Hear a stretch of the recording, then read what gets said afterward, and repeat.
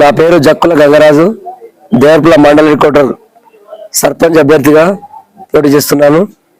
శ్రీమతి Yashasvi Reddy Palakurthi MLA గారి ఆదేశాల మేరకు, ఝాన్సీ రెడ్డి గారి ఆదేశాల మేరకు కాంగ్రెస్ పార్టీ దేవరపల్లి సర్పంచ్ అభ్యర్థిగా కంటెస్ట్ చేస్తున్నాను. నా మీద ప్రేమతో ప్రాణ సమానులైన నా కార్యకర్తలు నాకు ఈ అవకాశాన్ని కల్పించడం నేను ఎంతో గొప్పగా భావిస్తున్నాను. అదేవిధంగా నా దేవరపల్లి ప్రజలు నన్ను ఆశీర్వదించాలని కోరుతున్నాను. నేను ఈ గ్రామానికి ఎన్నో రకాల అభివృద్ధి పని చేయడానికి నాకు ఆ శక్తి కావాలి. గెలిపిస్తే చేసే పనులు ఏముండదు. కాబట్టి మనం అధికార పార్టీ మేడం ఉన్నది, ఎమ్మెల్యే గారు ఉన్నారు, ప్రభుత్వం ఉన్నది. కాబట్టి నేను ఏదైనా చేయగలను. ఒకసారి కోతులు పట్టించి సుందర్ గారు ఊగా చెప్తున్నారు. అది 100 లారీల ఉసుకే ప్రారి గోడలు ఎస్టిమేట్ రియల్ ఎస్టేట్ వెంచర్లు చేసి దానికి కోట్లు తిని 2-3 వేలు పెట్టి 2-3 లక్షలు పెట్టించి నేను పట్టించిన నాకు వెయ్యి అంటుండు. అది ఆయనే కాదు, ఈ కాంచి గ్రామంలో ఎలాంటి కోతుల బెడద కానీ కుక్కల బెడద కానీ లేకుండా నేను ఎమ్మెల్యే యశస్వి రెడ్డి గారి సహకారంతో చేస్తాను. రైతులు నేను పేదవాడిని అయినా కూడా నాకు ఈ టికెట్ ఇవ్వడం గర్వకారణం. ఆమెకు ఎప్పుడు నేను శ్రేయోభిలాషిగా ఆ పార్టీకి కార్యకర్తలకు రుణపడి ఉంటానని తెలియజేస్తున్నాను. నేను వార్డు మెంబర్గా ఎన్నో సేవలు చేశాను.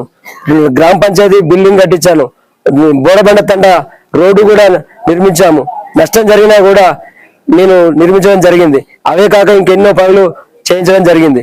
కాబట్టి ఈసారి నాకు అవకాశం ఇస్తే ఎమ్మెల్యే యశస్విని రెడ్డి గారి సహకారంతో రైతులకు ఒడ్ల కళ్ళాల కాడ ఇబ్బంది అవుతుంది, వాన పడితే దానికి మేడం గారి సహకారంతో కళ్ళం పోయడానికి చేస్తానని తెలియజేస్తున్నాను.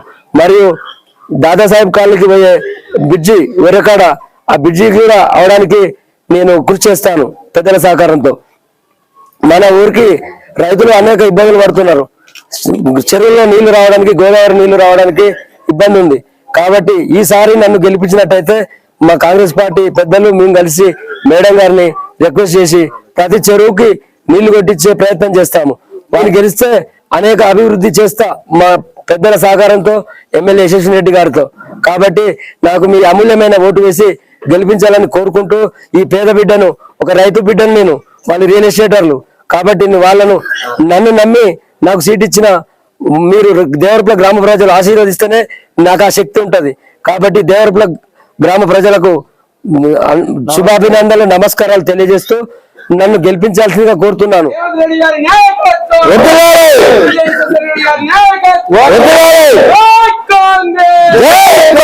మండల్ హెడ్ క్వార్టర్ కాంగ్రెస్ అభ్యర్థిగా జక్కుల గంగరాజును పార్టీ ఏకగ్రీవంగా చేసి ఎమ్మెల్యే యశస్వి రెడ్డి గారి, టిపిసిసి ప్రెసిడెంట్ ఝాన్సీ రెడ్డి గారి ఆదేశాల మేరకు, వారి యొక్క ఆశీస్సులతో ఈ సీటు గంగరాజు కేటాయించడం జరిగింది.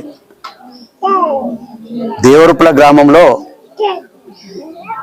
మరి ప్రజాపాలనతో, రేవంత్ రెడ్డి ప్రజాపాలనతో ఎన్నో సంక్షేమ పథకాలు వచ్చినాయి. 2 రూపాయల కిలో బియ్యం ఉన్న దాన్ని సన్న బియ్యం చేసాం. ప్రతి ఒక్క వాళ్ళు సన్న బియ్యం తింటున్నారు.